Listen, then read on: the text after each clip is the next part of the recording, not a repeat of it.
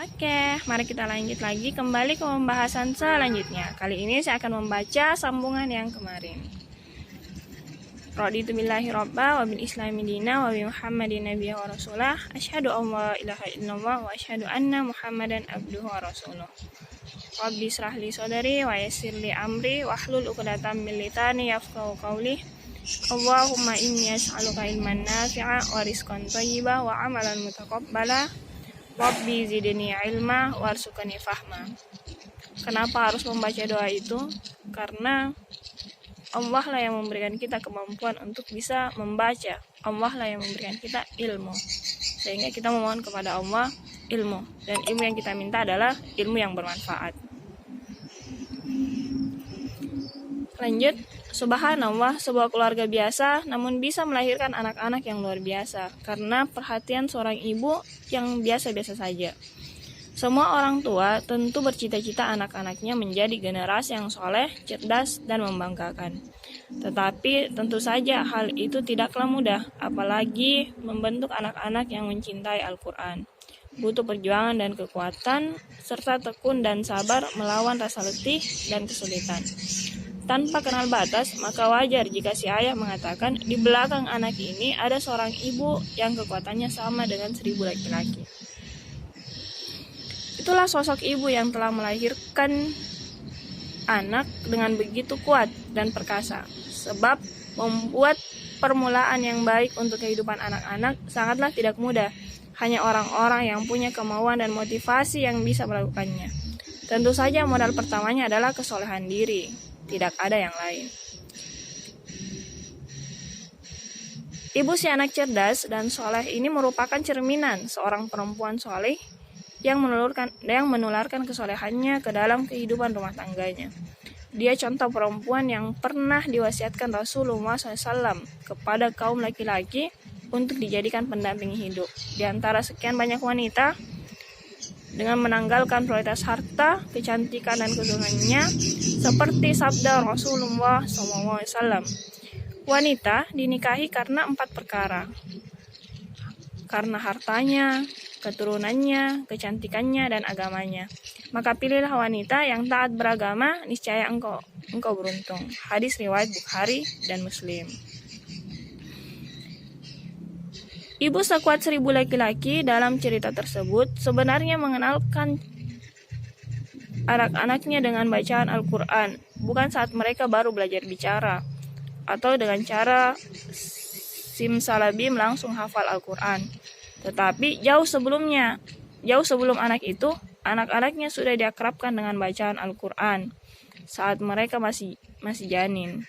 Dalam kondisi kehamilannya yang tentu saja berat, ibu ini hampir setiap hari meluangkan waktu untuk membaca Al-Quran, mendengarkannya kepada janin yang ada di rahimnya, dalam keadaan berbaring, duduk, ataupun bersandar. Perjuangan itulah yang berat, tapi itu pula lah yang kemudian memudahkan lidah anak-anaknya merangkai kata demi kata dari ayat-ayat Al-Quran saat mereka baru belajar bicara. Ketahuilah bahwa ibu sekuat 1000 laki-laki dalam kisah tersebut bukan terjadi pada masa sahabat ataupun tabi'in, tapi zaman sesudah mereka. Sebuah zaman di mana semua orang lebih mementingkan belajar ilmu dunia karena sudah terjebak gaya hidup materialis dan hedonisme,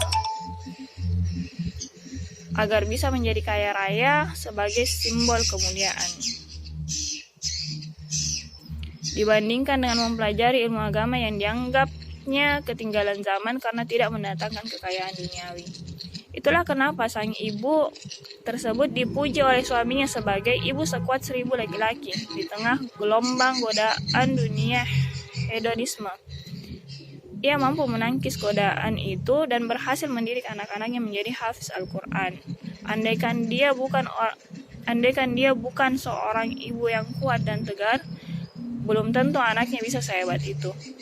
Pada akhirnya, hanya sosok ibu sholihah yang berhak menyandang gelar ibu sekuat 1000 laki-laki, yang akan melahirkan generasi Qur'ani dengan kecerdasan dan kesolehannya di atas rata-rata. Tentu semua orang tua, khususnya ibu, mendambakan punya anak Qurani. Kalaupun anak kita nanti tidak secerdas dan sesoleha para sahabat atau tabi'in, setidaknya bisa cerdas dan sesoleh anak yang hafiz Al-Quran. Mungkinkah? Ya, hidup ini tidak ada yang tidak mungkin jika kita selalu bersama Allah Subhanahu wa Ta'ala.